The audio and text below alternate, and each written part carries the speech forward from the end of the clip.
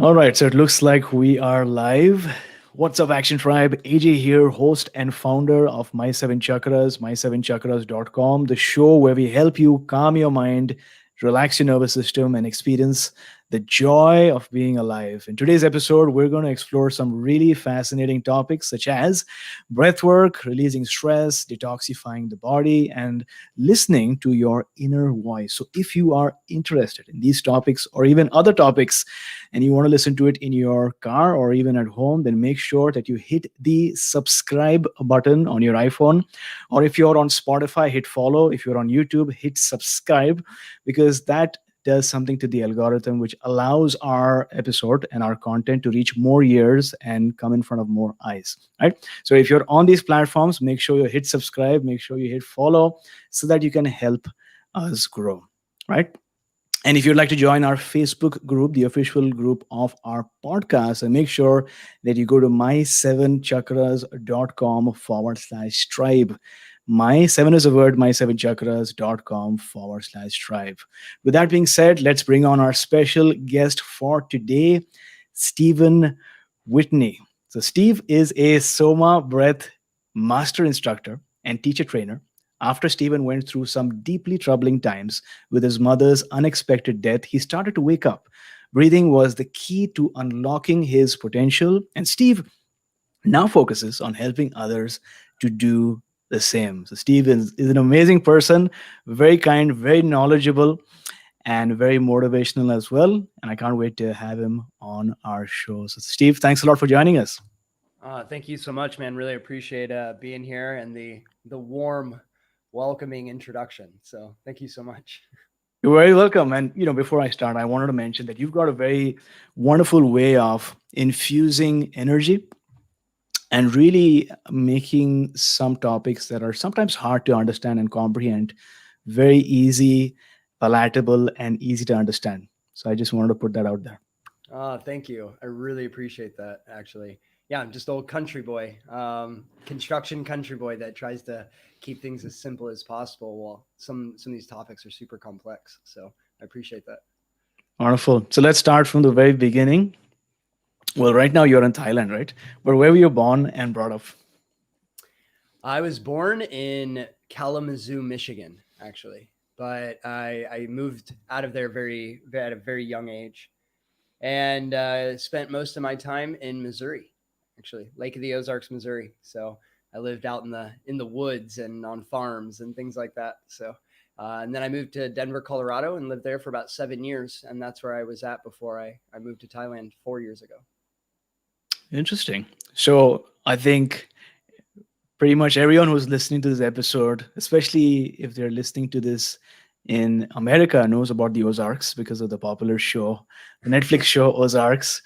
And so you've gone from one place to another, right? I mean, how different was living in Missouri compared to Colorado?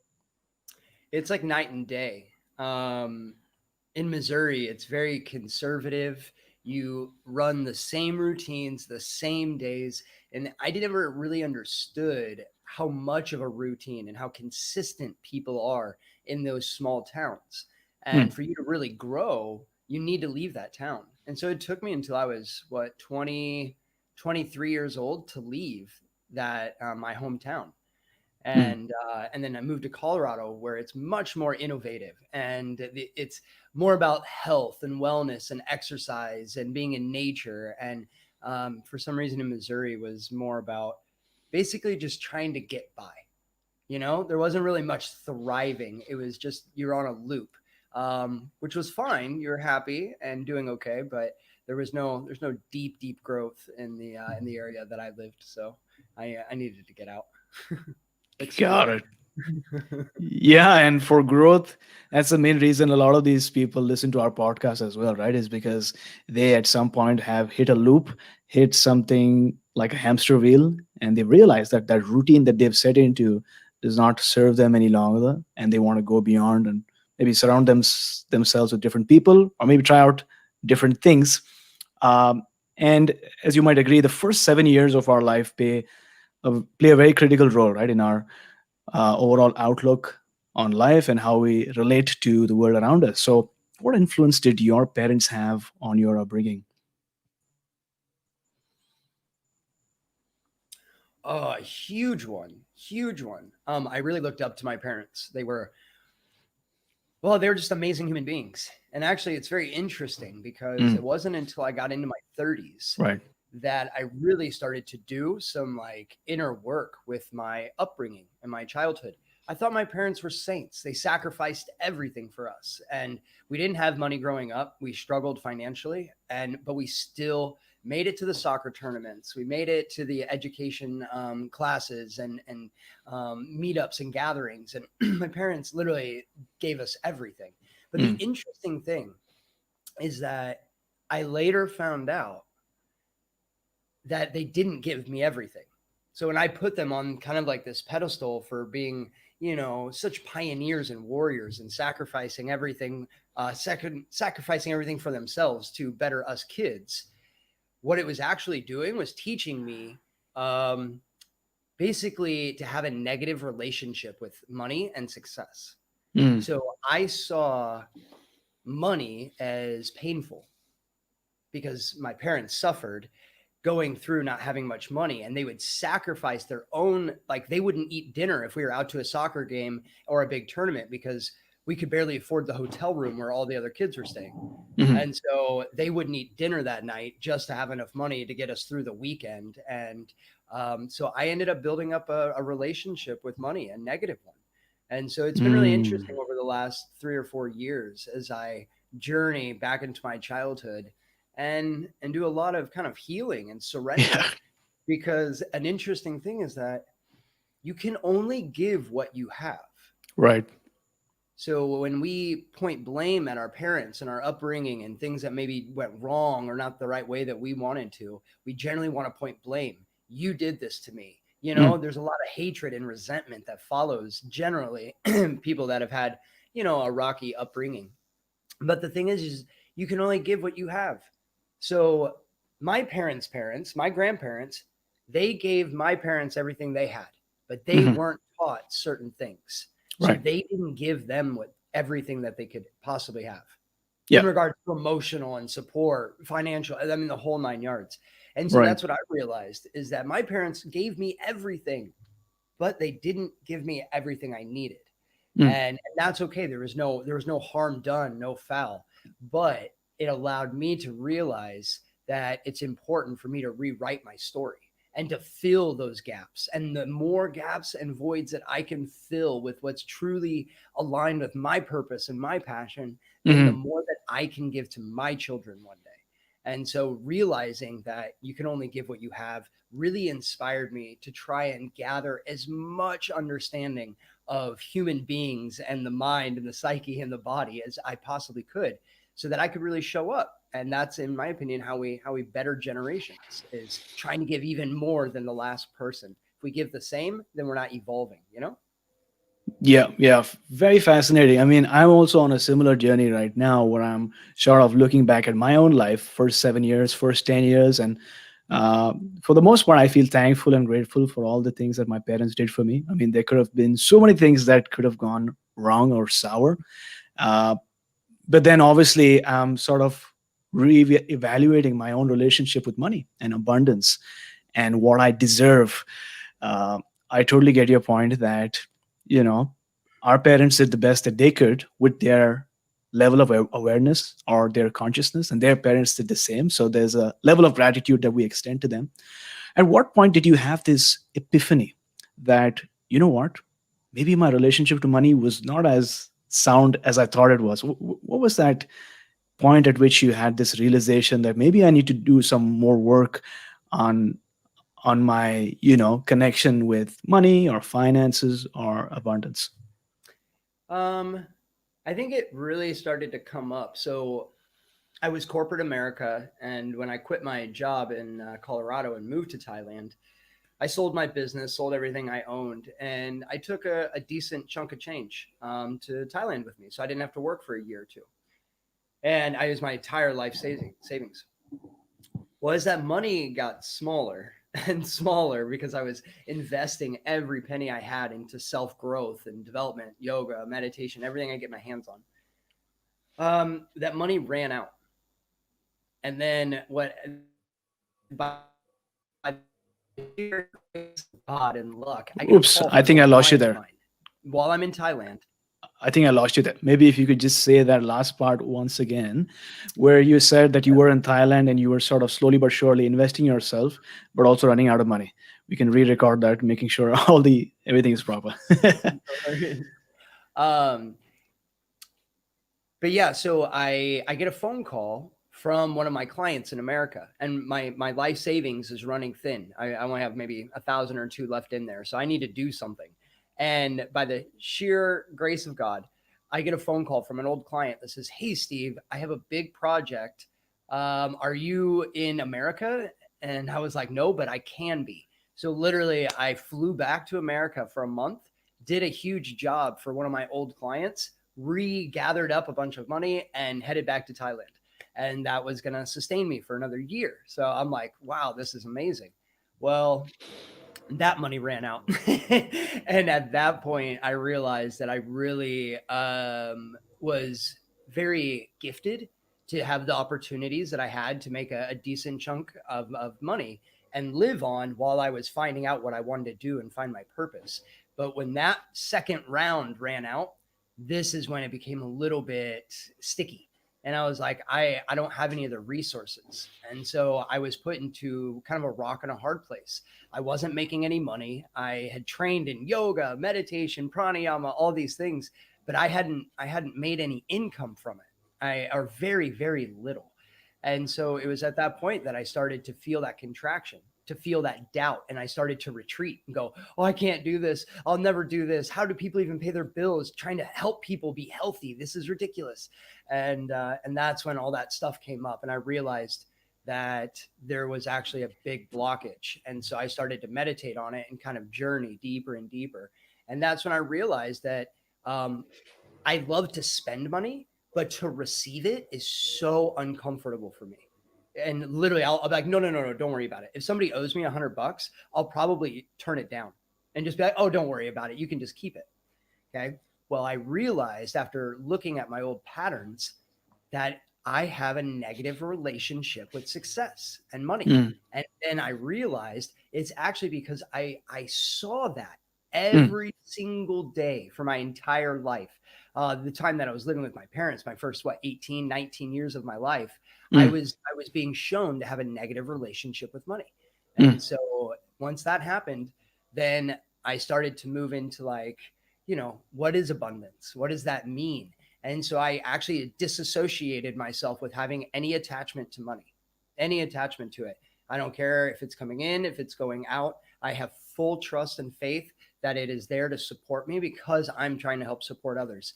And once I really, really surrendered into that true belief and not worrying like, oh, I need to check my bank account. Oh, I need to do this. Oh, do I have enough money to do this? No, no, no, no. I disassociated with that. And ever since then, it's my business has grown 10 times. Money comes in and I'm comfortable, and it's something that I really think people should be aware of is, separating with that attachment to their financial worries and issues, because it'll come to you. It really will. Yeah, I mean, we're in interesting times right now, right? Around the world, especially in certain countries, maybe not all countries, but there's this fear that is there collectively in people. And time seems to be running out because a lot of people have been put out of jobs, or maybe businesses have, shut down because of what's happening around. And I think this can lead to people attaching their sense of identity and self-worth with the amount of money that they have in their bank, right? What are your thoughts on that? I mean, I think this is a really wise comment. And the thing that I kind of want to interject on is you said time is running out. And that initial thought is what will bring you pain and stop the money flow coming in. Oh, the Mm. time is running out. I need to do this now. That immediately is creating a different vibration. Time is subjective. Mm. We have all the time in the world. Time is not running out. And I assure you, we've all been completely broke, not a dollar in the bank. And we've all had a time where money was pouring in. everyone's had that that paradox, that diversity. And so no, time isn't running out, in my opinion. No, we're just picking up time for people to learn new things, to journey inward, to find out what makes them happy, and to create new relationships with their thoughts, their feelings, their partners, and also their money. And same thing with time. So I actually think this is a time to actually grow into abundance. It's just how we view it and how we perceive it. Absolutely. And so, what did, I mean, going back to your childhood, what did you want to become when you were a child? It's funny, actually. I wanted to be a teacher. I wanted to Oh, be a really? school teacher. Yeah, yeah. So I struggled in school. I was dyslexic and ADHD, and Hmm. so school was a bit challenging for me. And I didn't really get the support that I needed to be able to, like, go through school and feel like I could grow and thrive. Instead, it was just like I was embarrassed and made fun of, and some other things with the whole education system. Um, but that's kind of what, like, made me who I am. But that's what really inspired me, is like I wanted to become the teacher that made learning fun. I wanted to Mm. be that teacher in the front of the deal, like crumpling up paper and throwing it at kids, just being like a total goofball. Mm. Did you ever have a teacher like that? That was just so much fun. You know what? Now that I remember, the best times that I've had in school and the stuff that I actually remember is when the teacher was very playful, a lot of fun. And because of that emotional high that we were on, that positive emotional high, we had a lot of fun. I still remember it. I remember when I was in school, they had taught Shakespeare at one point, Julius Caesar.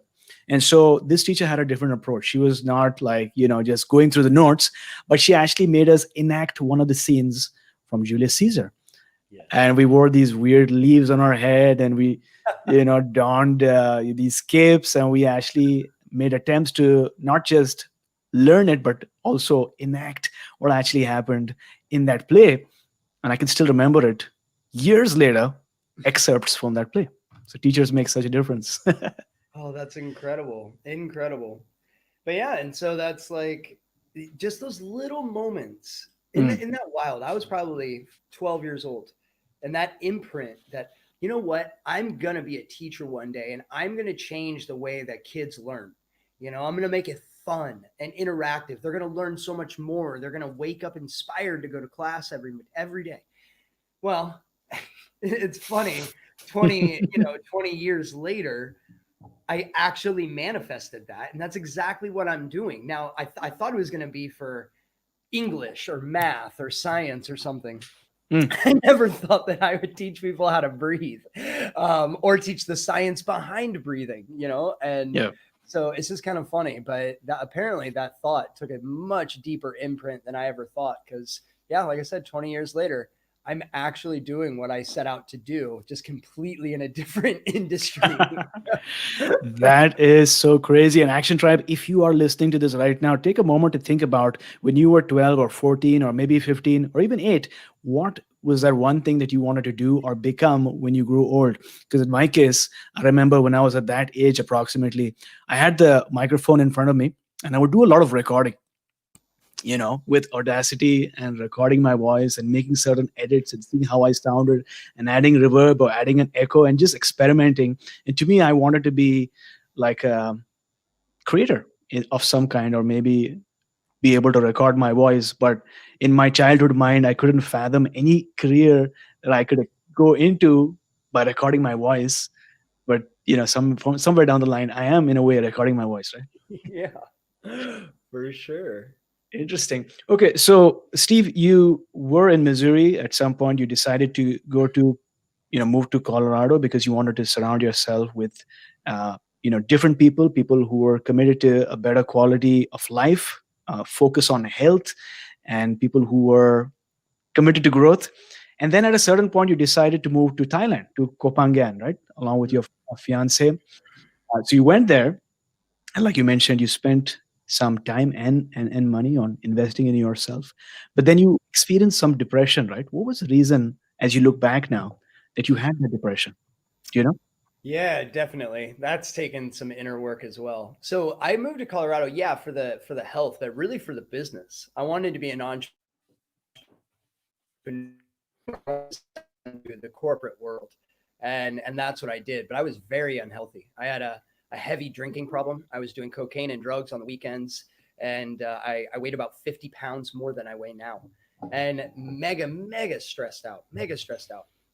And it was some really unfortunate circumstances that occurred with my mother's death that put me into a position to start questioning my life and questioning life itself. You know, yeah, somebody dies very unexpectedly, and you start to just kind of scratch your head and go, "Wait a minute, she was she was supposed to be old and gray. And like, so what is this? And how can you ever predict this?" And it just made me question life completely.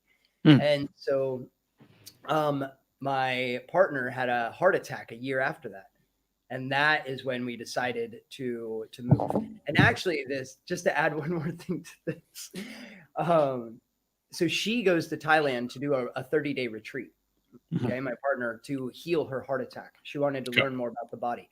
I stayed in Colorado, and while she was gone, I got a DUI, driving under the influence, and she comes back and I have to tell her, "Hey, by the way, while you're out of town, I got arrested." And anyway, so I can't, she said, "I want to move to Thailand. I Mm. don't want to stay in America anymore." And I said, "Oh, wonderful. I can't leave the country with a DUI." And Ah. so at that point I was heartbroken. I would support her to leave, and I was just in a really bad place. Anyway, so by the sheer grace and luck of God, I prayed every single day for 4 months straight. "Mom, please, I'm calling you right now, calling you from the heavens. Please help me get through this. I promise I'll do something more positive with my life. I promise I will change." And so that's exactly what started to happen. And out of Mm. nowhere, the case got dismissed. The DUI Mm. got fully dismissed, and no one could quite figure out how or why, but there just wasn't enough proof. And the case got dismissed. So I literally channeled the spirit of my mother. She got me out of it. And then I was on a plane 2 weeks later, sold everything we owned. And yeah, we're on a plane 2 weeks later and landed in Thailand with a one-way ticket, not planning on coming back. And that's when the depression kicked in. Mm. From the moment I showed up to the island. I didn't like it. I thought it was ugly. It wasn't pretty. The people were way too hippie for me. And, everyone's wearing white and like eye Right. gazing. Like you're at the coffee shop and people are just staring at each other, eye gazing. And I'm like, Yeah. what, what is wrong with you weirdos? Like, what is Yeah. going on here? And Yeah. so, in the midst of this transformation, it took me a long time, like a couple of years, to realize this. But when I got to the island is when I became deeply depressed. For 6 months, I was in Mm. absolute misery and I became suicidal. So I was having flashes of just turning my bike into traffic. Or if I went on a hike and was up on a big cliff, I mean, I would just see myself taking a step, and then I would catch myself like I awoke from a dream and I was like, "Oh my God, I don't want that." And it would terrify Mm. me. So I started to get really concerned with my livelihood and my life, because I was really concerned that what happened if that thought went too far and became a reality. There's no taking that back. You don't get to just go, "Oh, Yeah. actually halfway down the cliff, I was just kidding. I didn't really want that." You don't get that. And so it Yeah. really, really scared me. And I was training in yoga, meditation, Reiki, rebirthing, holotropic breath, qigong, and I mean anything I could possibly get my hands on. And things were getting worse and worse and worse. And I was about to give up. I literally was about to give up. And it was about that time that I met Niraj, the founder of Soma Breath. And I did one breathwork session, and it changed my life completely. I saw a glimmer of light inside of myself that I hadn't seen. And I don't know if I've ever seen it to that degree. And it brought me so much joy. And that was enough to just change the trajectory of how I viewed myself, how I view others and moments and situations in life. And it was enough that I went to him after the session And I said, I have to know more. I have to know more. Teach me everything you know. What did you just do to me? And so we hung out for a few days, and I picked his brain as much as I could. And yeah, it was about March that he asked us, do you guys want to do an instructor training? And we said, yeah. And it was over 3.5 years ago. And that was the very first Soma instructor training. And that is what actually started the growth and evolution of Soma Breath as an actual online training program. Got it. Got it. So you mentioned that you were on this new island with new people, and you found, because of where you had come from, you found a lot of people too hippie for you, wearing white all the time, like a different vibe altogether. And I think that in part contributed to your depression that you were having, because you made a decision to move to that island for good, right? And so what mindset shift did you have after doing the breath work that you now began to see the same island and the same people differently? And from what I understand, you're thriving there because you're connecting with a lot of people and sort of building your spiritual community. So what shifted? So what I realized through this whole depression was that I had actually lost my identity. Okay. So I identified myself as a young entrepreneur, a building engineer, Whitney Solutions LLC. That was my business name. And I wore my stress like a badge, like a tattoo. Like, oh yeah, I'm stressed and I deal with it. And so I had built this ego around being in this corporate environment, being and trying to be super successful. I had the penthouse apartment, big trucks, fancy cars. You know what I mean? We went on trips every single weekend, and we were really living it up. But I had created an identity. When I got to the island, I lost that identity. And that was a journey of complete confusion. I didn't know who I was. I didn't know what I wanted.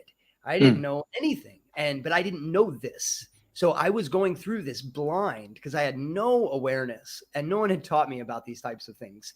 And so I was just constantly going through it, wondering what the F was wrong with me. And I later found out that it was this identity, this ego. And when I was surrounded by, all the people wearing white and the yogis and all this stuff, I started to self-destruct and said, oh, I need to be like them. If I'm not like them, then my partner won't want to be with me. She wants to be here on this island to be a yogi. I need to be a yogi. So boom, that literally, I wasn't on the island for 10 days. And I joined a 30-day yoga intensive retreat, teacher training, 30 straight days, 12 hours a day. It was intense. And I'd never done yoga before. I literally, one of my first yoga classes was actually in my yoga teacher training. And so, but that's the thing, is through this ego and through this identification that I had built, this facade about myself, what happened is during that breathwork session, the satisfaction came from within. So if you think about it, when we build an identity through ourselves, it's something to do with our external environment that we're getting in, like more of a material thing. And that's what validates us. That's what makes us feel like we're important. Okay. That's how we identify ourselves, is this person with this much money doing this job. But this is what will bring so much pain. And that's why it's so important to have passion and to be doing what you love and letting that energy move through you. Otherwise, it can be detrimental to your life. And so that was the only difference. I got validation. My identity was my title and name of my business, the amount of money that I made, and all the toys that I had.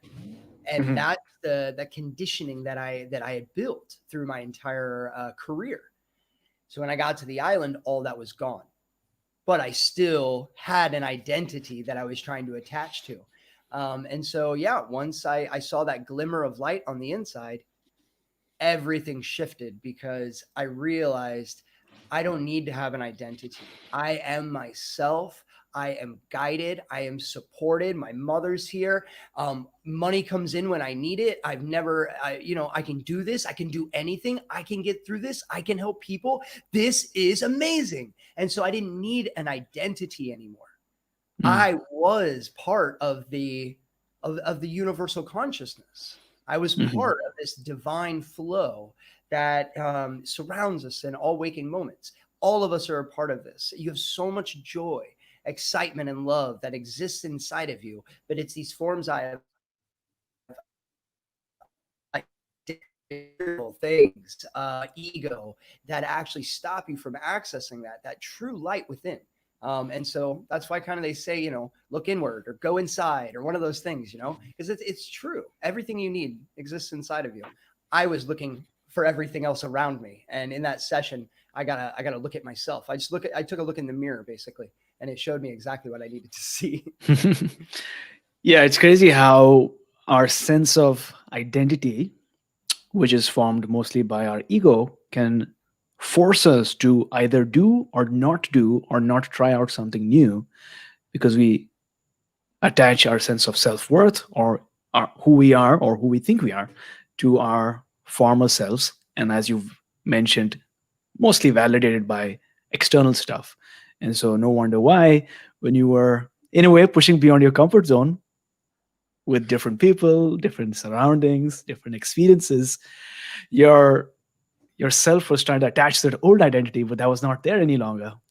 And this is something that a lot of people, I'm sure, who listen to this podcast going through right now, because it feels like metaphorically they've decided to make a change, and now from the boat that they were in are jumping into the cold water, and now they don't have anything to hold on to, and so they have to either learn to swim or maybe for some time be comfortable with the discomfort of attempting to float. Yeah, so that's so interesting. Thanks for sharing that.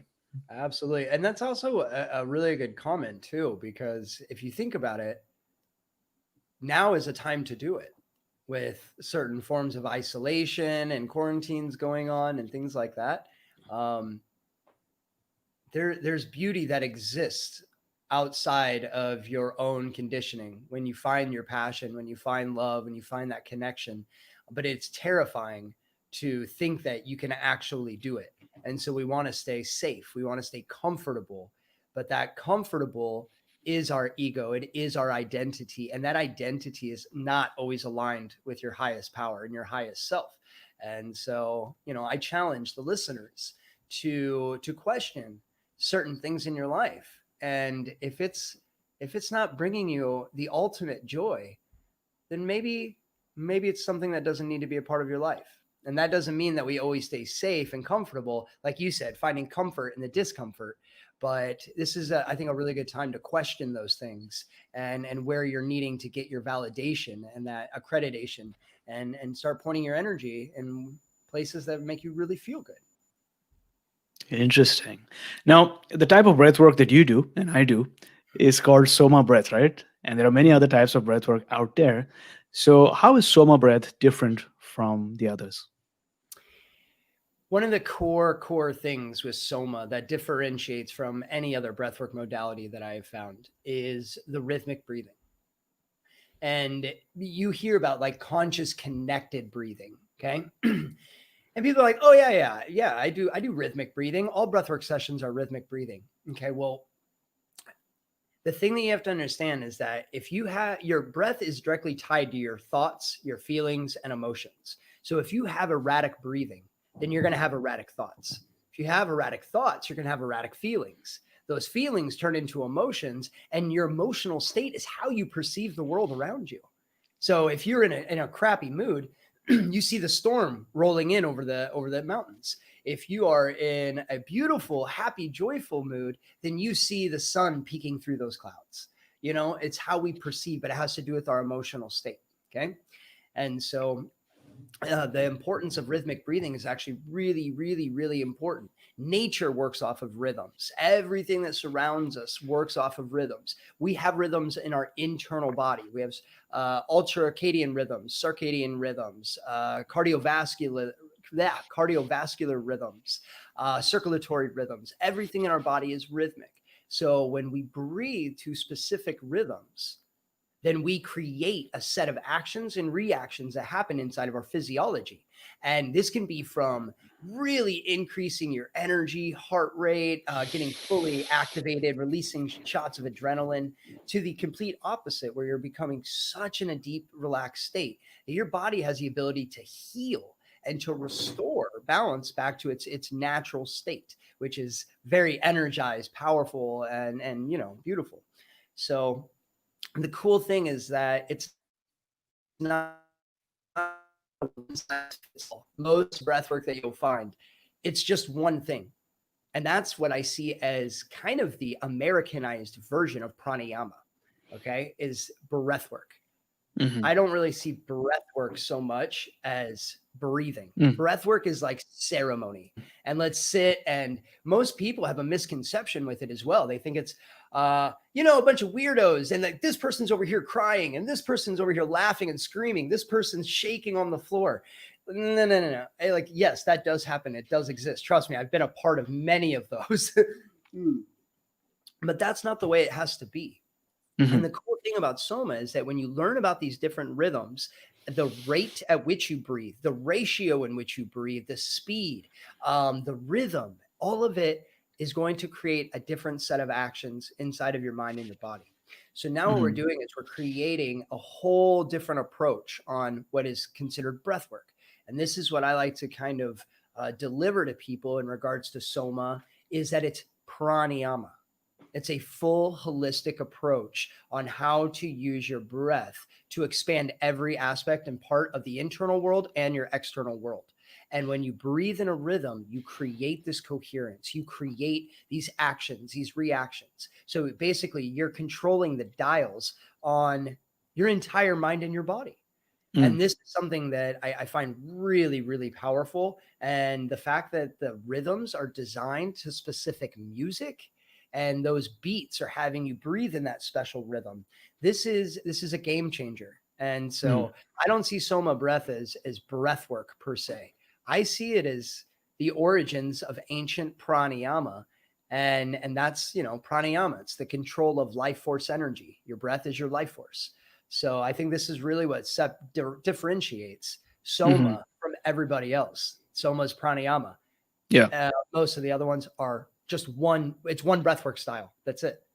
Mm. And then people think, oh, this didn't work for this. Oh, this isn't working for that.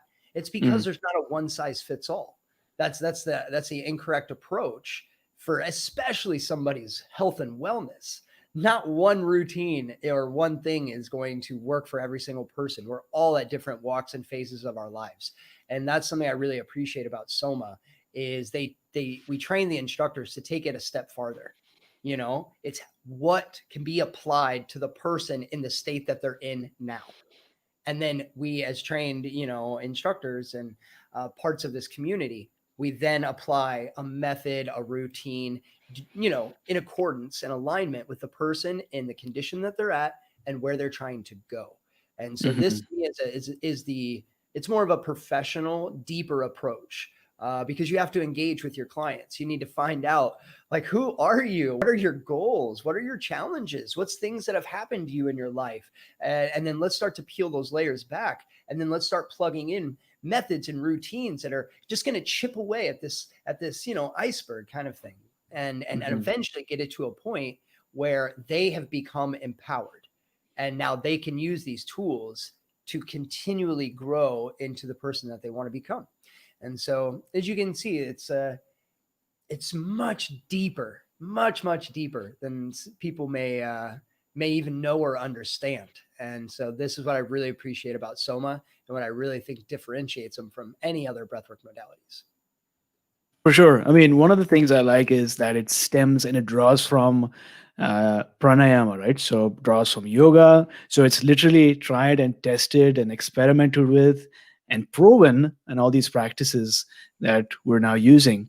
And like you've pointed out, it's not just this one technique that you can use for these awakening ceremonies, which is definitely part of Soma, but there are other practices that you can do on a daily basis in a safe manner, whether it's in the morning or even the evening to get better sleep. And you can use these different techniques and approaches along with the music to be very intentional in your approach towards health. And the byproduct is that you get more and more fascinated about the science and the why and the endurance part of it, and why, what's the evidence behind this and what's the research. Yeah, it draws from science and ancient wisdom, but you get excited when you know that all these things are backed up by so much of evidence and research and science. 100%. I mean, how many times have you, I don't know if you know much about like Kundalini and Kundalini Kriyas, but do this Kriya for 42 days and anything. If you do this Kriya, it'll detox your liver, this one for your kidney, this one for your gallbladder. And I mean, I would read these ancient texts and from these yogis. Why? Why? And I could never figure it out. No one could ever show me and prove. So it was like, I couldn't fully trust it to a certain degree, because it was like, no, you have to trust. That's how it works. And I'm like, but again, where's the why here? Just not trying to be rude, but just out of curiosity and education, can you tell me why? Because you're moving the prana. Dang it. And so no, I really appreciate you saying that, because yeah, I have yet to, I've trained, I've spent tens and tens and tens of thousands of dollars training, and I have yet to find really any modality, and regardless of where it came from, whether it's yoga, meditation, that can actually show you, it can bridge the gap between the ancient text, the origins, and modern day science, and bridge that gap and show the correlation and connection between the two. This is something that Soma goes really deep on. I mean, so deep. And I have so much respect for that, because I think people, having that why is a great way to empower yourselves. It really, really is. Because I never liked it when teachers, I don't know about you, but a lot of my health teachers, when I started training and all these things, they tell you what to do. Nope, you have to do this. This is how you do it. This is how you get enlightened. This is how you do this. And it never seemed right to me. I was like, this just doesn't seem right. Why are you telling me that I need to do it this way? And I followed that guidance. And that brought me tons of suffering. I mean, so much suffering, because now I had to put all of my power into someone else's hands, and it made me confused, because again, I didn't know how to navigate through this. But understanding that why, this empowers you. You start to wake up. That's why we call it the Soma awakening routine, because this is creating an environment and a container when you're doing these sessions that you begin to wake up, and you wake up to what it is that truly makes you happy, what it is that you actually want, what it is that, like a future vision even. And so I think this is really important, especially with all the access to content and information online nowadays. I think having this why is really important for people to educate themselves and feel like they get it. They understand now. At least that's how it was for me. What about yourself when you went through it? No, for sure. I mean, I think I love the mindset and the principle of asking why. If you look at people might think that, with the introduction of religion, there's a lot of religiosity that comes along with yoga. But if you look at the yogis, they were actually scientists. They were very experimental in their approach, because they wanted to replicate the same results, and their laboratory was the mind. And if you look at the ancient Vedas, the first Veda is the Rig Veda. The first hymn of the Rig Veda is called the Nasatya Sukta, and the whole hymn is full of questions, questioning everything around you. And the last part of that hymn is, who is God? Perhaps even he does not know.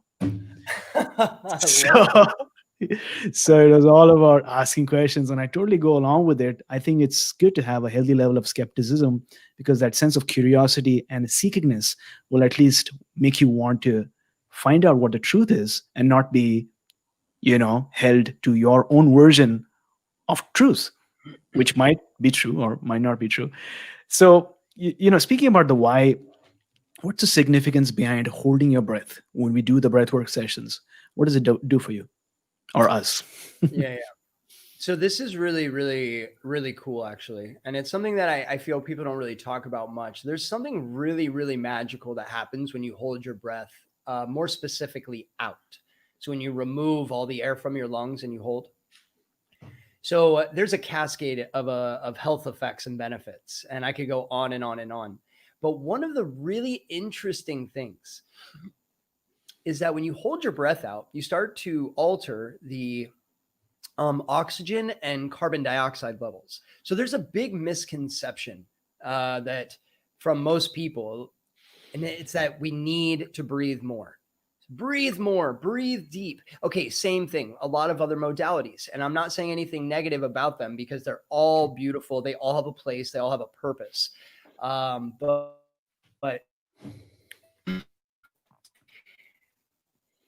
when you hold your breath out, you start to alter this oxygen and CO2. Okay. So when you breathe in oxygen. And when you exhale, you breathe out carbon dioxide. And for most people, we're taught, especially in school, is that carbon dioxide is bad. It's a waste product. It's only there to extinguish or exhale. But actually, it's a magical molecule. One of the most important parts of your life, your longevity and your health is controlled by carbon dioxide, and which is really, really fascinating. So when you hold your breath out, what happens is you start to lower oxygen levels in your bloodstream, okay? Your oxygen saturation level will go down, and you'll start to build up CO2 levels. And this is where the magic starts to happen, okay? So when you breathe in, oxygen binds to a red blood cell, okay? It goes through the mitochondria, binds to a red blood cell through the combination of hemoglobin, okay? And then it moves into circulation in the bloodstream, okay? And then we're at that point, we're hoping that the oxygen will then get carried into our muscles, our tissues, other cells and organs in our body so that they can thrive. They can actually survive because oxygen it equals energy. So we need oxygen. But here's the interesting thing is if we do not have the proper CO2 levels, then that oxygen is not leaving the red blood cell. It's going to stay bound. So CO2 is this activant that releases the oxygen from the red blood cell and allows it to go into your muscles, your tissues, your other cells, your organs, your brain. And these are vital parts of your human physiology that need oxygen to survive. Okay. So this is really interesting just in itself. So just by holding your breath out, you're altering this pH of your bloodstream, and you're altering the usage and efficiency of how your body distributes oxygen. And this is really fascinating. And so to take that even one layer deeper is another interesting thing happens. This is one of my favorite parts about holding your breath out is that you produce a growth hormone called EPO. Okay. And this growth hormone produces red blood cells. And like you heard me just say, when we breathe in, oxygen binds to red blood cell. We have mitochondria in the blood cell as well. And this mitochondria is what converts oxygen into energy. It's ATP energy. It's the currency or exchange of energy in the body. And all of that exists inside of this cell. So when we hold our breath out and we lower that oxygen level and we build up CO2, that CO2, that increase in CO2 is going to trigger the production of more red blood cells. And so now you have more little soldiers inside of your body to carry around oxygen. So at this point, you don't need so much oxygen. You actually can have less. And in pranayama, the less you breathe, the longer you live. It's actually about breathing less, slow it down. Look at nature, just like you were talking about the Ayurvedic system and the ancient yogis. What they did, they were scientists. And what they did is they observed nature. And one thing that they found is animals that have a really slow rate of breathing, like 2-3 breaths a minute, like an elephant or a turtle, they live like 100 years, 120 years. It's amazing. If you look at a rodent that breathes 40, 50, 60 times a minute, their lifespan is a few years.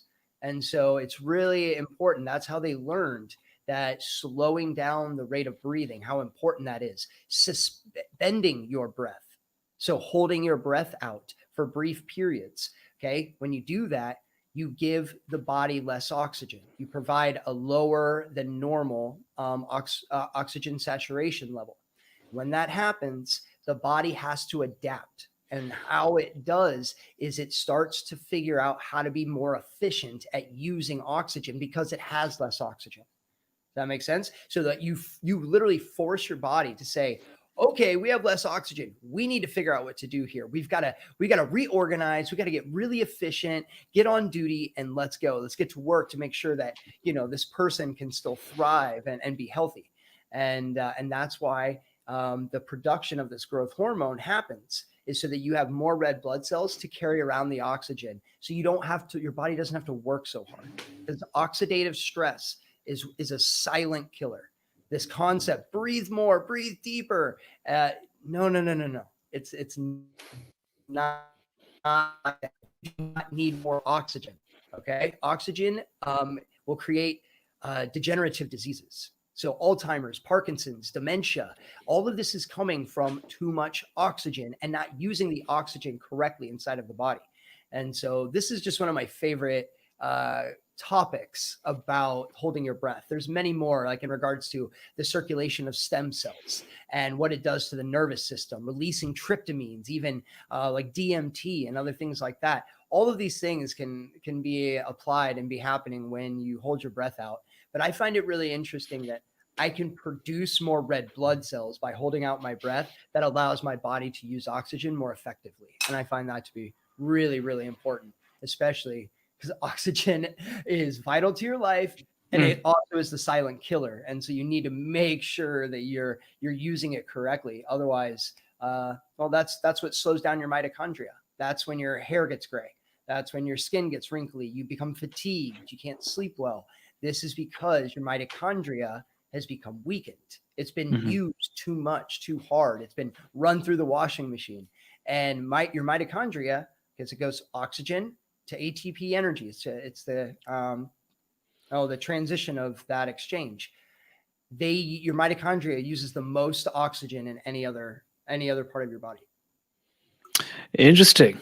Thanks for sharing all of this. And Action Tribe, I hope you are listening to what is being shared. But basically, CO2, carbon dioxide, might not be the hero we deserve, but the hero we need. And just like the yin and yang of life, you need oxygen, which is vital and it's important, but you also need CO2. And like we're learning today, CO2 not only ensures that the oxygen that you're breathing in gets to where it needs to, which is the cellular mitochondria for energy production, but also when you hold your breath out, you're increasing your body's production of red blood cells. So increasing your capacity to take more oxygen, increasing your capacity to produce more energy. And guess what? At 4 o'clock in the afternoon, what you need is to feel energized and vibrant. And by breathing in a certain way, you will get that energy. And many of you might have noticed certain elite performers, athletes going high up in the mountains, wearing these masks, or maybe wearing masks, on the ground. And maybe right now it might be confusing because everyone's wearing masks, but these are different types of masks for these performers, and they're doing it specifically because of what we're discussing right now, is to increase their capacity to carry oxygen, increase their efficiency for carrying oxygen, but also for becoming more, building stamina and increasing their endurance. So this is an amazing topic, and we can go on for hours and hours together. And you sort of alluded to the fact that breathing incorrectly, in other words, if we take in too much of oxygen, that can actually lead to certain diseases, right? Autoimmune conditions and diseases later on if they go unchecked. Yeah, absolutely. It's this interesting word, actually. It's called respiratory alkalosis. Okay. And this is the rusting effect that happens to like a car. Okay. So you leave a car out in a field for 10 or 15, 20 years, however long, it's going to rust. And that rust is created from oxygen. Okay. So oxygen wears things down. It literally breaks them down. It creates a rusting effect. And respiratory alkalosis is when you have such high levels of oxygen, you're not using it. It's because if you don't give it to the muscles and tissues, it just stays in circulation. You're flooding yourself with oxygen.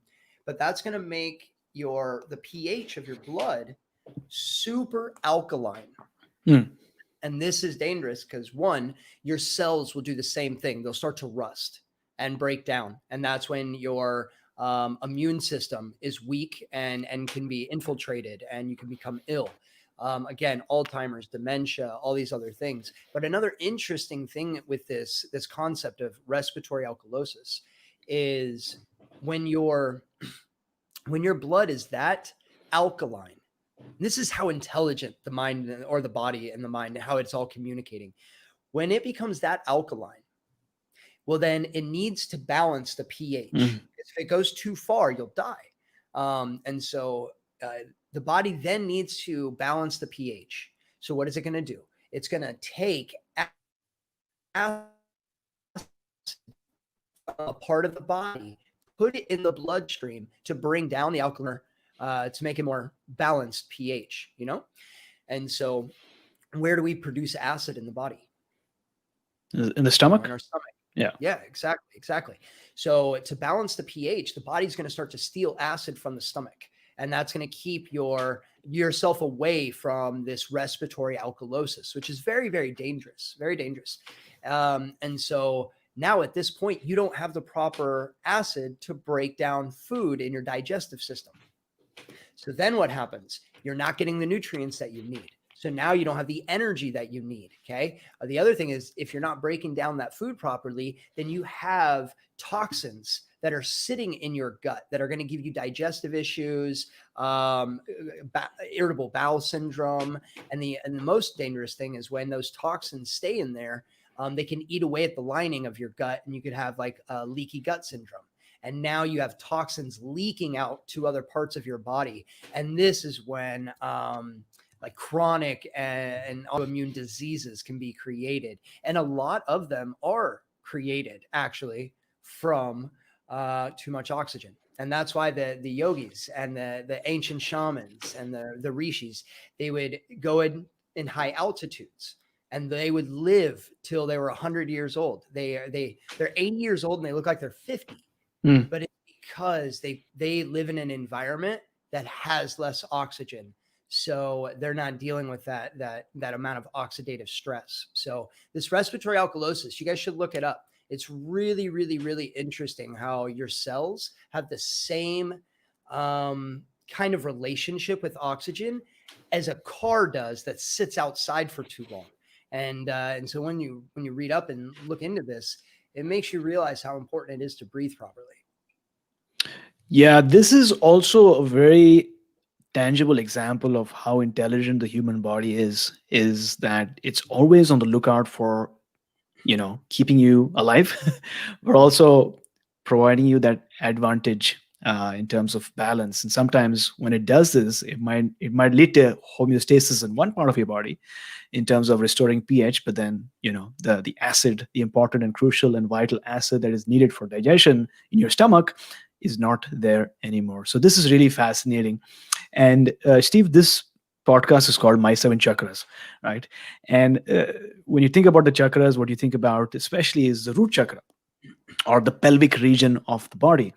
And so maybe if you could talk about our pelvic region and what's the significance of this region when it comes to emotional healing and using the breath to let go, or to reprogram, or whatever that might be. What's the significance of the pelvic region in our evolution? Wow, what an interesting question. You're asking me, what is the significance of the pelvic region? Anybody that doesn't know the chakra system and the pelvic floor, or also known as the Mula Bandha, that's a real interesting question you're leading here with, buddy. Oh my goodness, that's hilarious. So this is really interesting, actually. And I just love all these topics. Oh my goodness, I love them. So your pelvic floor, for you that don't know, it's a isolated muscle that basically exists between your genitals, basically, and your anus. And it's a very specific muscle. And the cool thing is that it's directly tied to your central nervous system. And so you can actually alter your physiology just by using that muscle. So example, you can raise and lower your heart rate. Like you could shoot your heart rate through the roof just by using that pelvic floor. And then when the heart rate raises like that, the sympathetic nervous system gets activated, and then comes the release of adrenaline. And so just sitting down, you can learn how to lock and pull that muscle, and it's actually going to give you a natural shot of energy. And so it's really, really cool. It's also going to have a direct correlation to your body temperature. So like Wim Hof, that's what Wim Hof does to stay warm. Obviously, there's a mental aspect to it that's very important. Your nervous system needs to become strong to handle super cold, temperatures in water. But any of you that do ice bath, so and myself, and I'm sure a lot of listeners, do you guys take cold showers, or do you go into an ice plunge, something of that nature? And if you haven't, I highly recommend that you do. But when you get into the ice, one of the first things that you should do is lock that pelvic floor muscle and use a breathing rhythm. So like in for 2 and out for 1, breathing in more than you're breathing out. This is because we need to raise the heart rate, activate the sympathetic nervous system. This is not the proper way to breathe on a daily basis. This is too much oxygen, and we're not holding enough CO2. But if you're in ice and you need to raise your body temperature, then you breathe in twice as much as you breathe out. And then you just do that for a few seconds, maybe 10 breaths. And then you lock this root, this pelvic floor, and boom, your body temperature is going to rise, your heart rate's going to increase, sympathetic nervous system gets activated, and you can sit in the ice, no problem. So I encourage you guys, I challenge you to use this method, and you'll be blown away on how much it actually helps. And the other interesting thing too is that, so prana, right? Every breath is an electric energy. Okay. We are electric beings. We're energy beings. Okay. We have trillions of atoms and cells, and they hold an electrical charge. Okay. And so we can move this prana and this charge, okay, this electrical energy or charge, we can move it around the body as we breathe. Your breath is circular. So you're going to be circulating this energy. Okay. And the other interesting thing here is that when you build up that energy, and this is what we do in Soma, is you use the breath to build up your level of vibrational energy, to charge it up. This is why visualization is so powerful in Soma, is because you create visualizations and then you charge yourself up, your feelings, your emotions, you charge it up with the rhythmic breathing. And then what you do is if you hold your breath in, okay, and then lock that pelvic floor muscle after you've generated this heavy charge, what you're going to do is you're going to create an upward pressure. And now you're going to increase the blood flow to your most important organ, which would be your brain, one of the most important organs. So yet this part of your, body, it needs oxygen. It needs blood flow to be able to survive. Okay. If you have too less of oxygen, then you can damage brain cells. So it's important that we provide that. So using this pelvic floor muscle after charging yourself up with breathing is going to increase that nutrients, that blood flow, which is carrying oxygen to your brain. Okay. The other interesting thing with this is that when you breathe, you move cerebral spinal fluid. Okay. Mm-hmm. And this is a protector for the brain. And it's also a triggering activator for your pineal gland and your pituitary. So when you move that cerebral spinal fluid around and then you hold your breath in, okay? And because every time you breathe in and out, your spine moves a little bit and it actually works the cerebral spinal fluid up. This it's a really, really important aspect of our bodies. And then when you hold your breath in and lock that pelvic floor, then all of that rises up and ends up in your pituitary. So the cerebral spinal fluid hits the pituitary gland, and there's a pressure of some sort. And this is actually then going to trigger the pineal. And this is why you have sometimes these almost psychedelic experiences, because it's the combination of oxygen, blood flow, cerebral spinal fluid, and using that pelvic floor muscle. And this just increases this energy activating the master gland. Your pineal is your master gland for your entire endocrine system. So this is a very important part of your health and your happiness is your pineal. Okay. And so when you can give it good nutrients like that by using the pelvic floor after charging up the energy, this is huge for your creativity, your focus, the release of feel-good hormones. I mean, I love it. I love saying, what was it? You can actually manufacture your own happiness. One of our testimonials, there's a guy that says, wow, I felt like I just manufactured my own happiness. And that really stuck with me.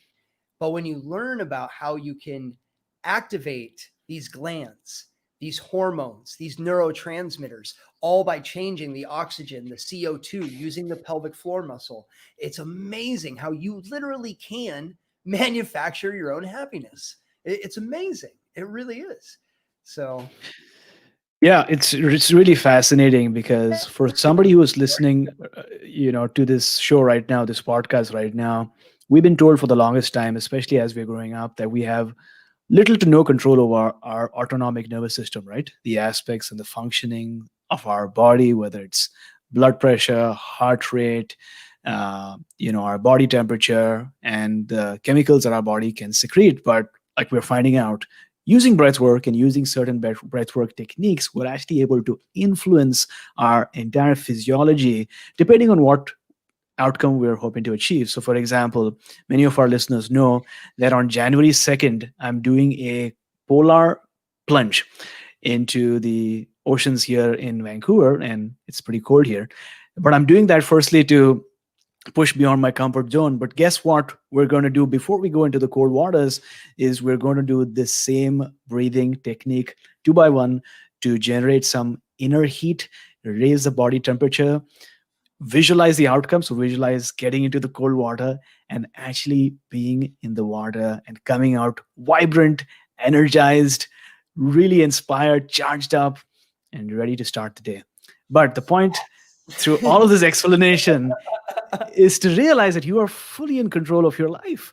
And by just learning certain techniques and mantras and mudras and locks and ways to hold your body and breathe, you are in effect taking control of your life, which as a metaphor is very powerful, right?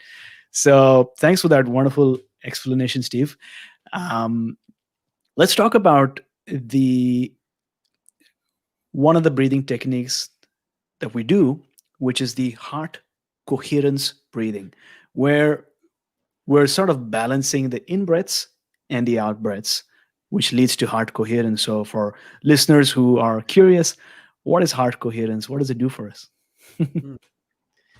So this is really, really cool. And I really recommend any listeners that you guys go check out the Heart Math Institute. They have done extensive research on this topic of heart coherence, and it's absolutely amazing. It's so cool. So coherence is the optimization of the functions of your physiology. Okay.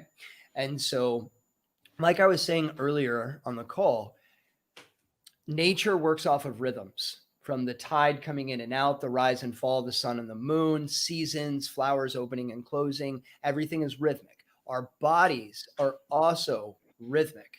Okay. And so this is really, really, really important. And I think I lost you. Can you hear me? Oh, there you are. Yeah. There you are. Okay. Sorry. No worries. I'm sorry. What was your question again? So you were talking about heart coherence and the importance of rhythm, in our life. So when you realize when you breathe in, your heart rate goes up and your sympathetic nervous system gets activated, your blood pressure rises. Okay. When you breathe out, your heart rate slightly goes down and your blood pressure drops and you activate more of your parasympathetic. Okay. So that's really important to understand when you're trying to create a state inside of your mind and your body, whether for relaxation or energy. But what about the balance? The same inhale as you have exhale. Okay. And now what's happening is you're creating, it's like a well-oiled machine. It's the difference. If your breathing isn't continuous of this same inhale as it is the exhale, okay, then the body is out of rhythm.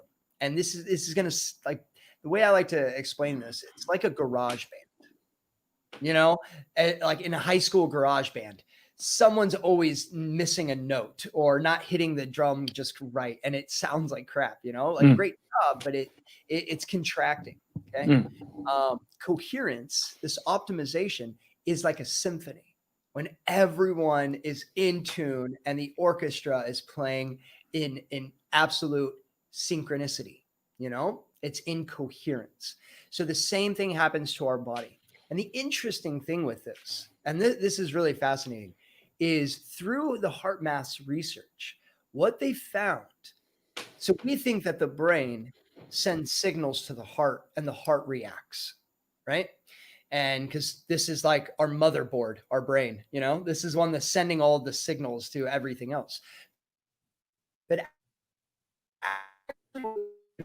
is that I believe they found like 50,000 neurons in the heart. And so that meant that there was a communication line. And what they found was there were more signals from the heart to the brain than there is from the brain to the heart.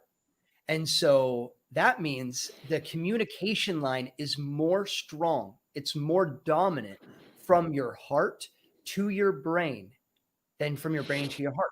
This is an interesting concept. So if we recap a little bit about what we were talking about earlier, so every time you breathe, you induce a heartbeat. Okay. So every time you breathe in, like I said, your heart rate goes up. Every time you breathe out, your heart rate goes down. Okay. So so our breath directly influences a heartbeat. That's exactly what triggers the heartbeat. That's why breathing in a rhythm creates that rhythmic heartbeat. And now the circulation and the communication of all of these things are working in rhythm.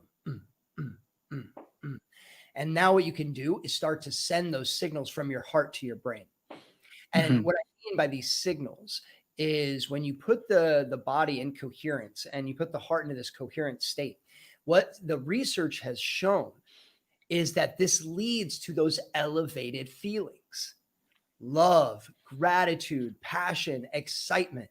So the more that we can be in coherence, the more of those signals we're going to send to the brain of that higher frequency, of that feel good sensation. And this is really, really important because, again, manufacturing your own happiness. You are literally putting the body into a harmonic aligned state where it's going to start to send more positive signals to your brain. Then your brain reacts, sends all the other signals and triggers all the other receptors to then start reacting the same way. So it goes basically heart to the brain, and those signals are positive feelings of love and joy and excitement. And then the brain then sends the rest of the signals and triggers the receptors in the rest of your body to react the same way.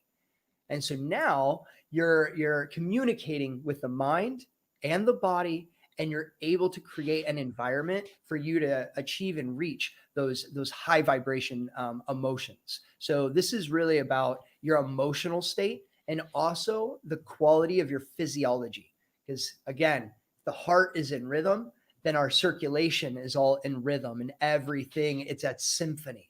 Everyone's in tune and in key, and it's just an amazing experience. So you'll fall into trance when you do it. It's really, really cool because you become fully aligned, and your thoughts will quiet, and you'll enter into a state of really oneness, and that is coherence. Very, very true. And I love your explanation. And for someone who is listening right now, maybe you're listening in transit or even at home, you're enjoying this, but you're missing out on a key aspect of our experience, which is the live stream and the video. So know that we do these live streams as well, which is even more fun because you can watch it as it is being recorded, right? So remember that. And the other thing I wanted to mention is I sense that our listeners sort of know that the heart is a really critical aspect of our being, that we're finding out that the heart actually, in many instances, can override signals or instructions or orders from the brain. But it's wonderful that HeartMath has now validate what we knew intuitively, that the heart knows what it wants, so to speak. Uh, and we sometimes assume that we are just one human being, right? But if you look at it at a microscope level, we're actually a country. We're a nation of cells. So we have these cells, we have organs and tissues. And like you've sort of pointed out, if each, cell behaves individually, that might not be actually good for the whole nation, right? But if we engage in this beautiful, balanced way of breathing, where we balance the in breaths and balance the exhales, we reach a state of coherence. And like you pointed out, synchronicity.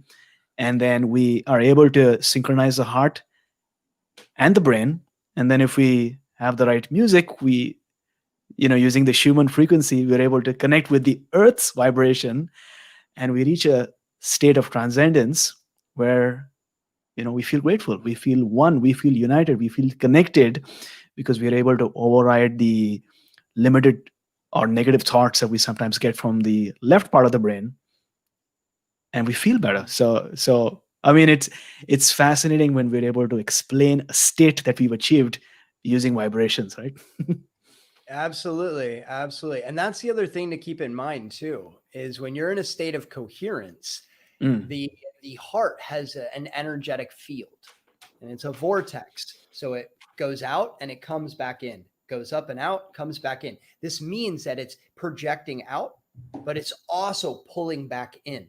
So Mhm. when we get into a state of coherence, then we actually expand that electric field. Okay. Or we actually have an electric field. This isn't woo-woo stuff. This is scientific proven, that we actually have an energetic field around us. And again, the HeartMath has done this research that you actually can expand and charge up that field when you're in a state of coherence. So this is a Right. moment where, because your thoughts have a relationship with your breath. Your quality of thoughts are going to have a lot to do with your breathing. So when you create a state of coherence through breathing, then you align the thoughts, you align the body, you elevate the feeling. And guys, this is a beautiful moment to call in intention, to start to create a visualization for your reality. You want to create or bend your reality. This is the state that you want to be in. You want to create those intentions in that state of coherence. Okay, because you're in an aligned, balanced state. You're going to make proper decisions. The communication lines are going to be open and communicating properly. Set your intentions in a coherent space.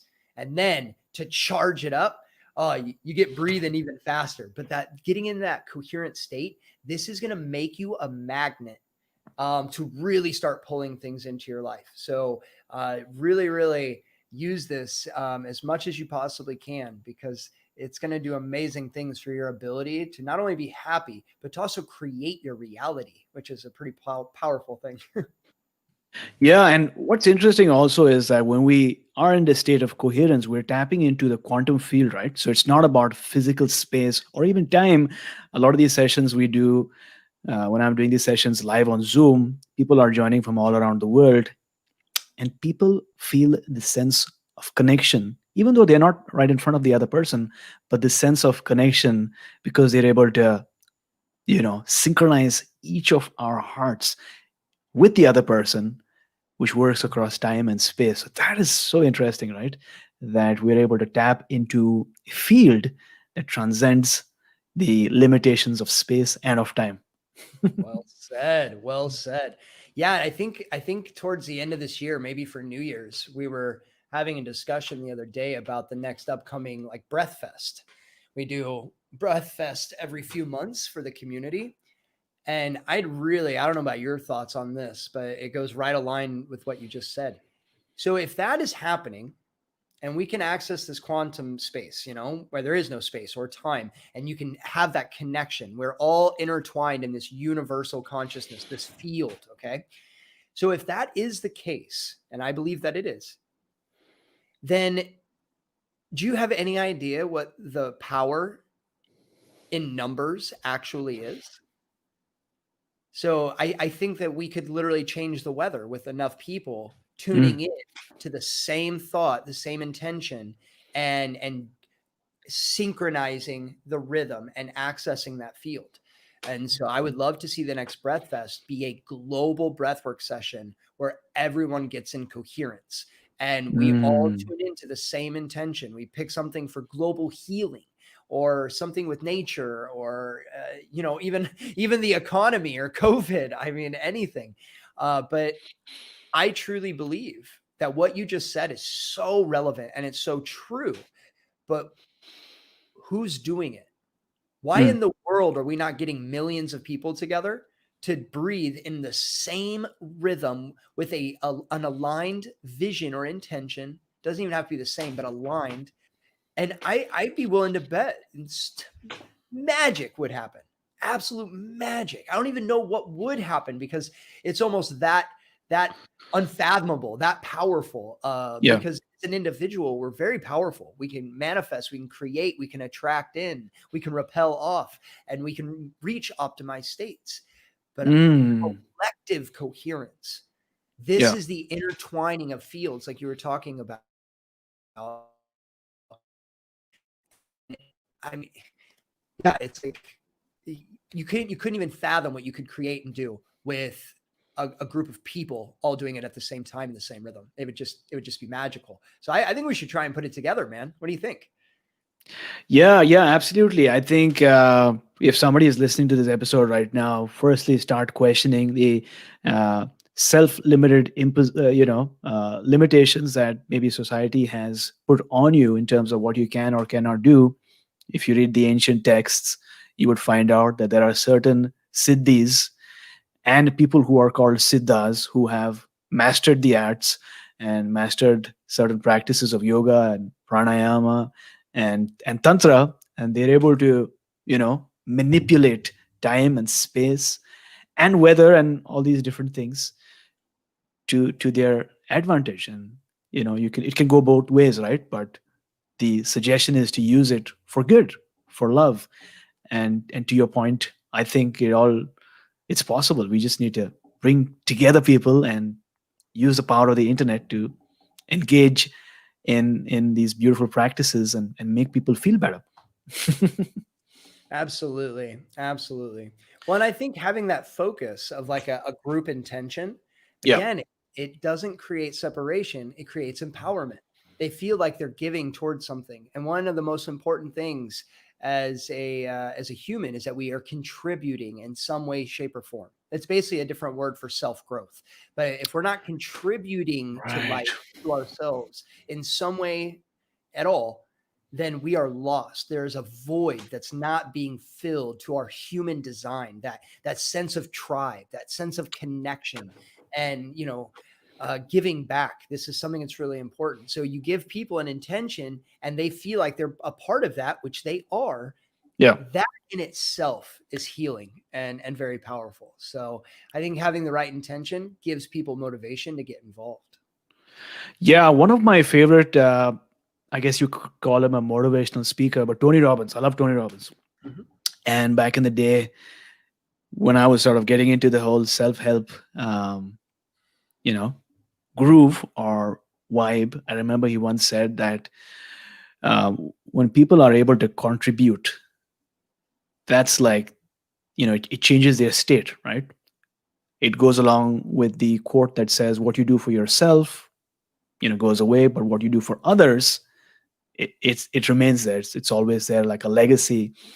And so I think it's important to nourish yourself and to support yourself financially, emotionally, spiritually, but also find opportunities to contribute and support and better other people's lives, because that'll make you feel fulfilled, and it'll make you feel, I don't know what word to describe it, but it'll make you feel in a certain way.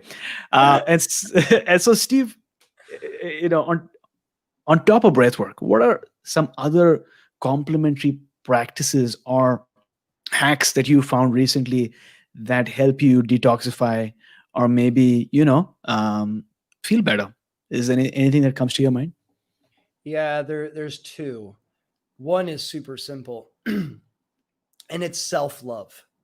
Yeah. Um, this was something that was holding me back from reaching the next phase of my life, and it took me a long time to realize it. But after I got out of my depression, there was still a lot of lingering crap that was still, going on. And I later realized the only way to get through it was to turn the frickin' dial up on my self-love. And so, guys, like, become your biggest cheerleader. Your biggest cheerleader. I mean, celebrate your mistakes. Celebrate good decisions, the bad decisions. Celebrate every single thing and rain it down on yourself. I'm not even kidding. Like, if you screw up, just be like, oh my, I am the best screw up ever. Yeah. This is amazing. I just learned so much. I'm not going to do that again. So thank you, world self, for going through that mistake, because now I get it. I get it, And so I know it seems way, way simple, but it's actually one of the more challenging practices. But I'm not kidding. Make it obnoxious. Like, love yourself obnoxiously. I'm not even kidding. And it'll change the way you see yourself, and that will change everything for you. People won't be repelled from you. They'll be heavily attracted to you. And the more you can attract people that are going to come up for you, and for your ability to actually carry out that manifestation, that intention that you've created. So that's one for sure. Another one is this really interesting method by a very close friend of mine called Nishan. And he has trained the Buddhist teaching for 20 years. And he has an amazing method called Feel, Surrender, Love. And this is a very challenging method, because you have to look at your pains.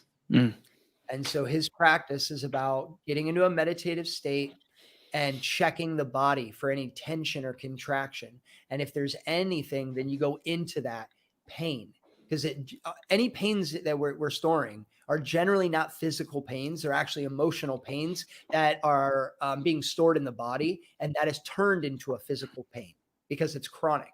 So this emotional pain. So basically, you view the pains inside. He helps give you trigger words like, I can't do this. I can never do this.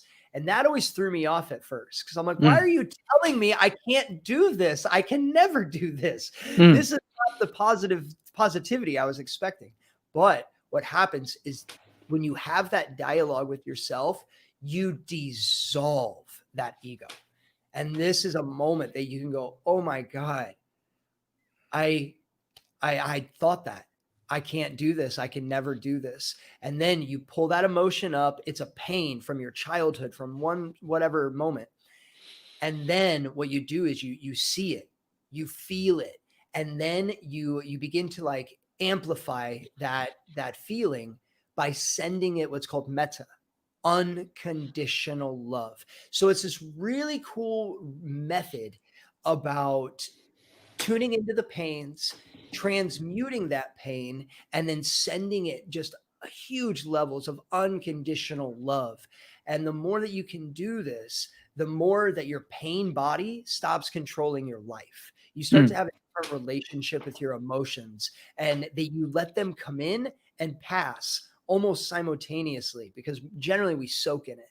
Oh my God, I screwed up. I'm never going to make it. I'm never going to have this. I can't do this. This is ridiculous. And it's like a tornado effect. But when you learn, I feel contraction. Where is it at in the body? So this is the method is, do I feel contracted? Are there any pains in my body? Where are they located? What does that feel like? Okay. Are there phrases that are attached to this pain? Like, I'm not good enough. I can't do this. I don't deserve love. Things like this. And through that dialogue, emotions will come up. And that's the moment to transcend them into the highest, and sending it unconditional love. And then you feel that pain, and you have a new relationship with that emotion, which is love, not pain. So that would really help me out a lot in my transformation. Got it. I'm going to try this out. I mean, I love unconditional love. And there's something about unconditional love. And the more you meditate upon it, the more you learn what unconditional love really is. Because at the surface level, yeah, sure, it is love without any condition. But until you really radiate it and demonstrate it for yourself, you don't realize what it really is. And usually, unconditional love shines through when you've been in a painful situation, right? And that's when you get an opportunity to demonstrate or exude unconditional love, because you realize that you have all the love that you ever need. And so you're projecting love, not because you need it back, but because that's who you are, Exactly. right? Exactly. Yeah. Love it. Interesting. Love that. So I'm sure our listeners are also having some mini epiphanies as they're listening to this right now. Yeah, good. That's what it's all about. It's that self-inquiry. And Mm. that it's the same thing with your emotional state, with your breathing, with your thoughts, your intentions. So I have a phrase that I came up with, Mhm. and I think it applies to what we're talking about right now. Okay, so it's you don't have to know your purpose, Mm. but if you give what you're doing a purpose, it will lead you to your purpose. So the thing is, you're generally walking around life just living, you know? And so a lot of people, you ask them, what's your purpose? What's your purpose here in life? Or what's your purpose right now?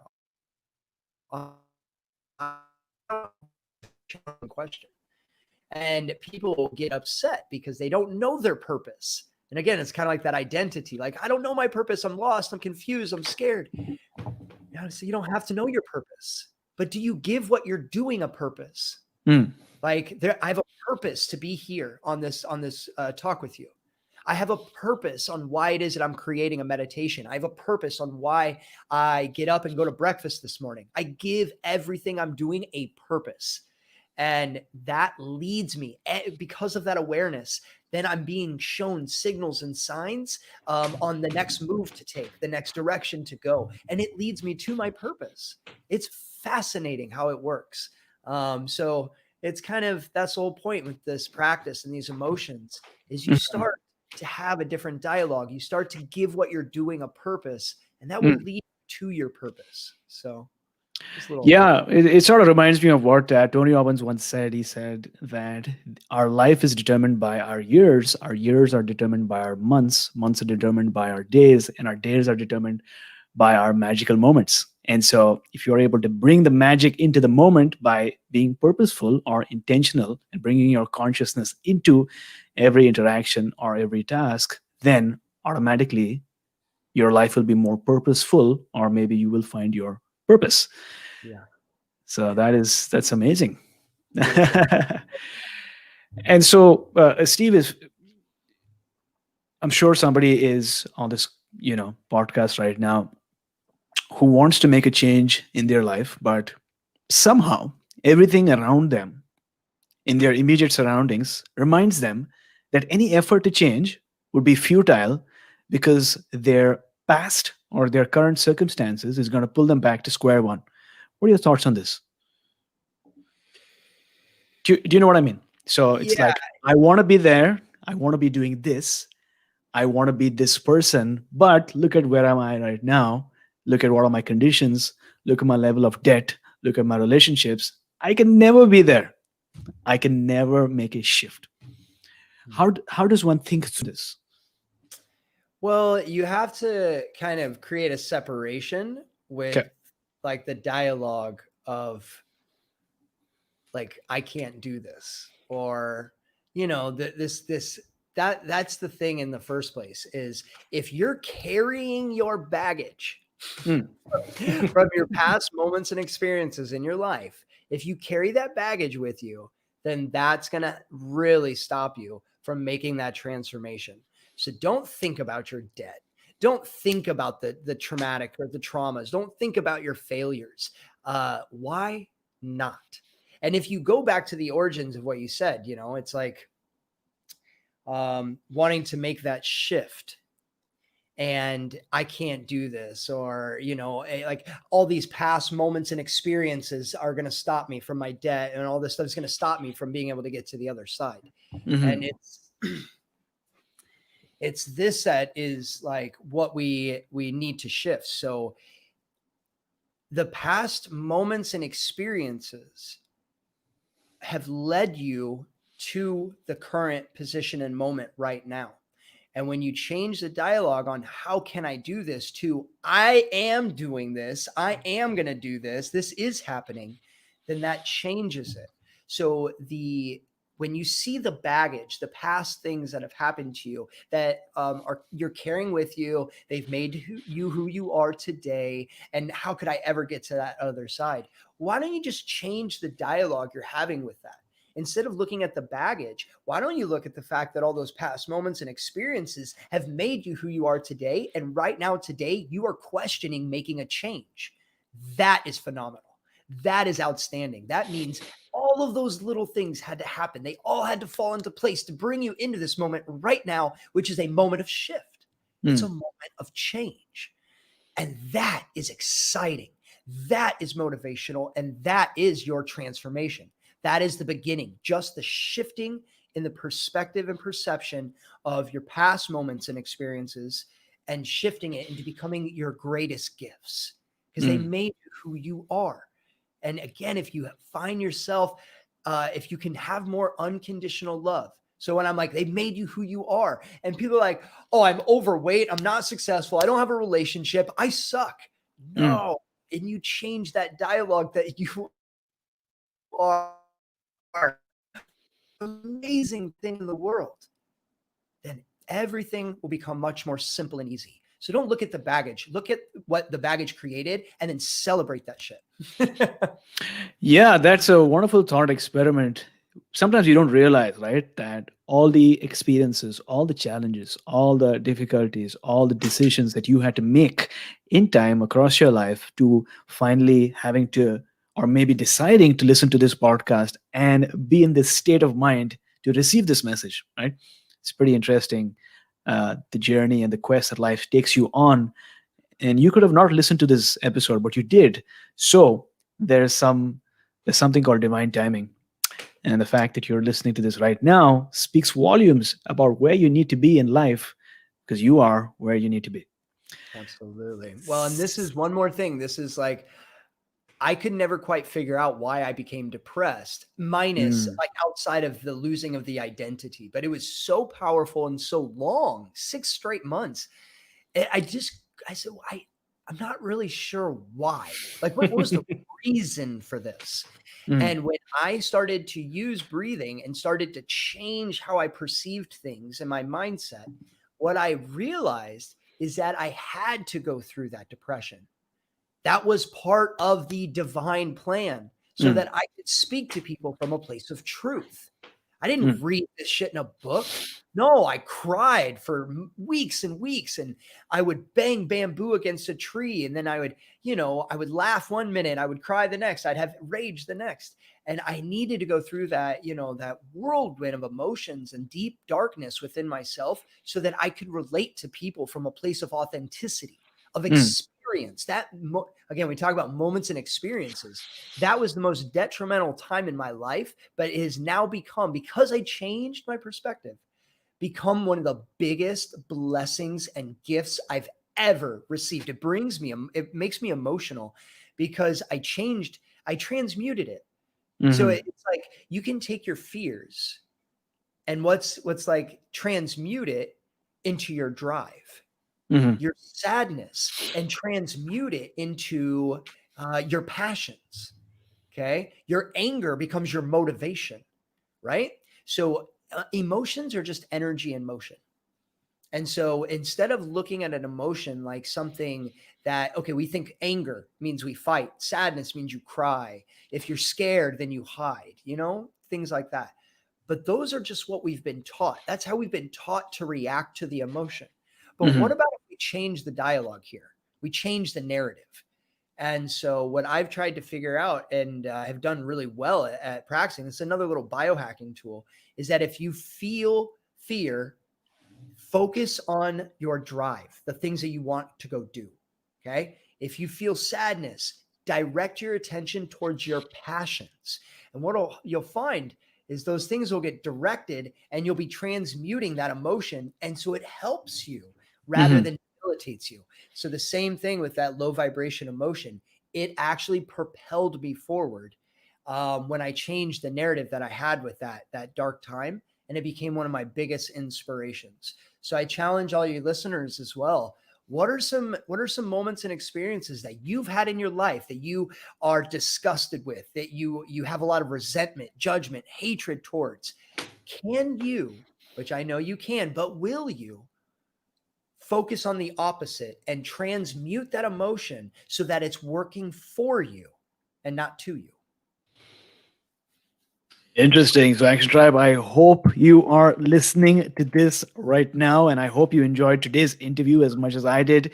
As we're learning, there is a light within you, a small fire that is yearning to burn even more brightly with the flame of consciousness. If you're listening to this podcast, you are already on this path of self realization. The key to progressing now on this journey is to let go of any external distractions and pay more attention to what's happening within, to that still small voice and that flame inside of you. And the key to doing that is through meditating on your breath. Because as the yoga master BKS Iyengar once put, as a fire blazes brightly when the covering of ash over it is scattered by the wind, the divine fire within the body shines in all its majesty when the ashes of fire, when the ashes of desire are scattered by the practice of pranayama or breath work. And with that being said, it's now time for our wisdom round, the last round for today, so that our listeners can take note and take action. So, Steve, what is the best piece of advice that you have received in your life? Oh, oh man, this is a tough one.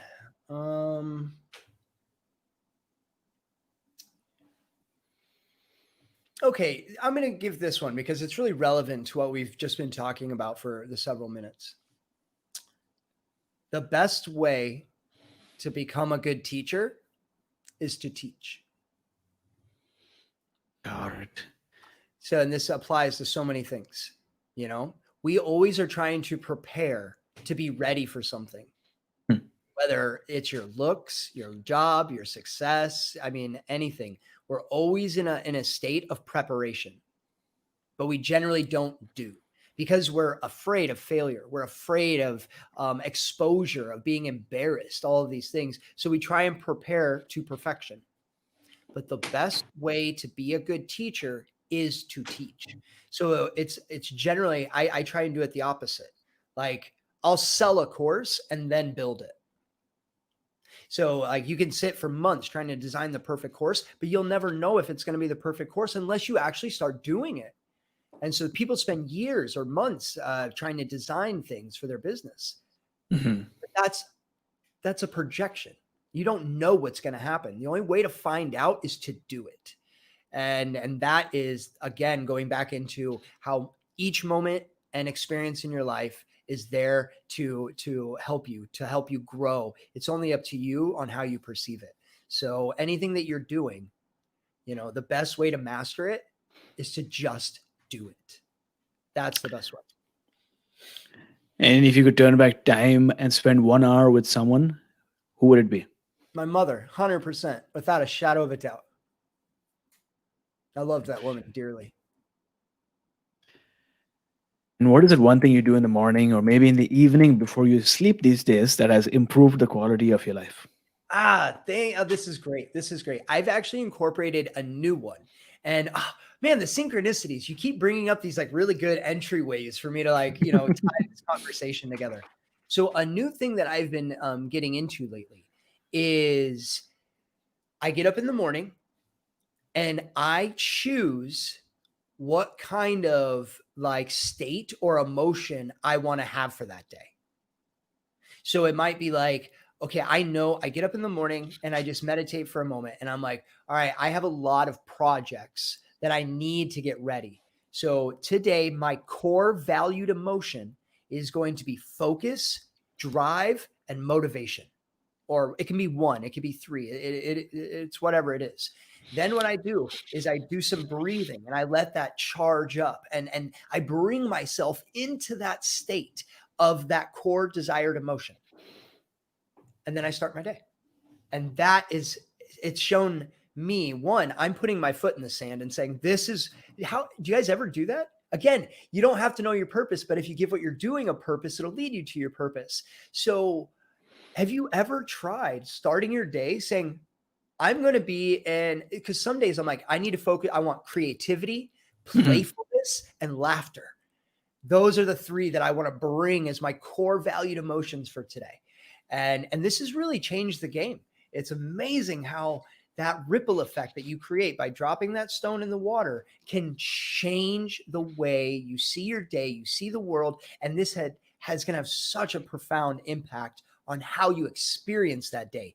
Just setting a 5-minute intention of what core valued emotion you want to have for that day, charging it up a little bit, see it like it's happening. It's like a 5-10 minute practice. It takes no time at all.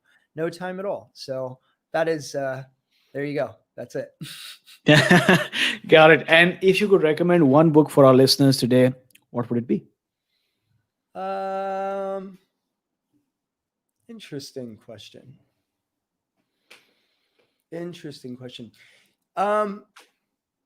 I tell you what, actually, this is a little off topic, but the 4-hour work week. This actually taught me a lot about how I have a relationship with money, how I have a relationship with my success. The harder you work, the more successful you'll become. And I'm not saying that's untrue, but I work twice as hard as I need to. And I don't think I make more money because of it. And when you learn how to delegate things, how to put systems in place, and how to, gain a residual income, it changes the game completely. It actually, that book teaches you not to be so freaking hard on yourself, to be more strategic about what you do rather than just doing it. And I think it's very valuable. And in the world that we live in today, having an online business and being able to work those 4-hour work weeks, I mean, who doesn't want to do that, Yeah, I mean, the author of this book, Tim Ferriss, is one of the smartest guys around. It's been a couple of years actually since I've read that book, and maybe this is a reminder for me to revisit the powerful concepts in this book. And it's fascinating. I mean, one of the reasons why he named it 4-hour work week is because he actually did a lot of Google research and SEO keyword research to find out what's ranking the highest, and he came to know that these combinations of words will give him the best results on Google. And it I guess it paid off.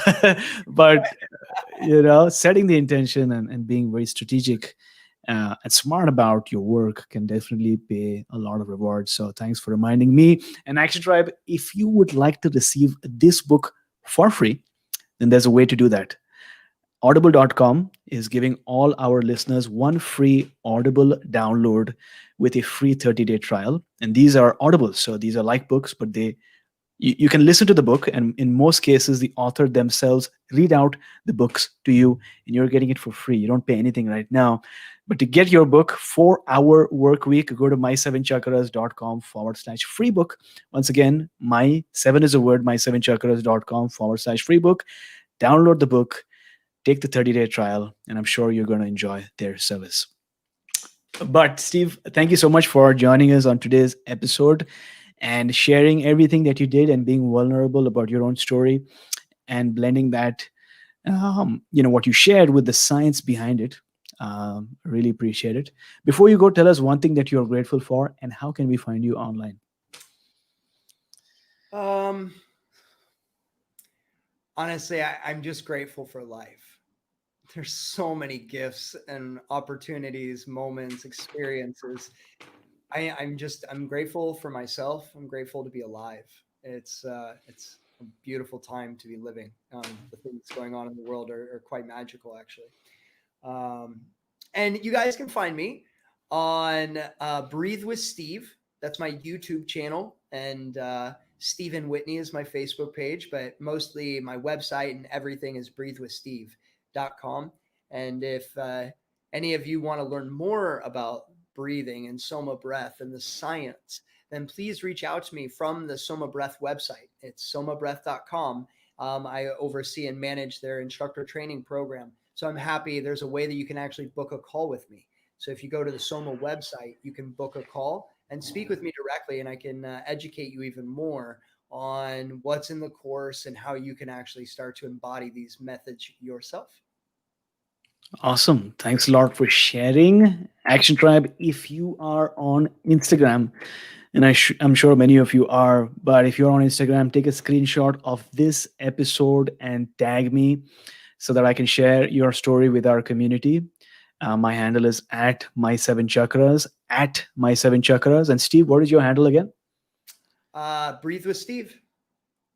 There you go. So search for both our handles, tag us, take a screenshot of this episode so that we can share this story with our community and we can connect in that way. If you'd like to email me, give me some feedback, give me some observation, or maybe you listened to an episode and you really enjoyed it, send me an email. My email is aj@my7chakras.com. That's aj@my7chakras.com. Steve, thank you so much for joining us on today's episode, talking to us about the power of our breath and taking us one step closer to a human revolution. Yes, amazing. Thank you guys so much, and really, really appreciate being here. So much love to all the listeners and to you as well, my friend. And thanks everyone for joining us live. I can see a bunch of you who have listened to every single minute of this episode. And so I appreciate you for being there with us, giving us the support that we need. Thanks, everybody. Much love.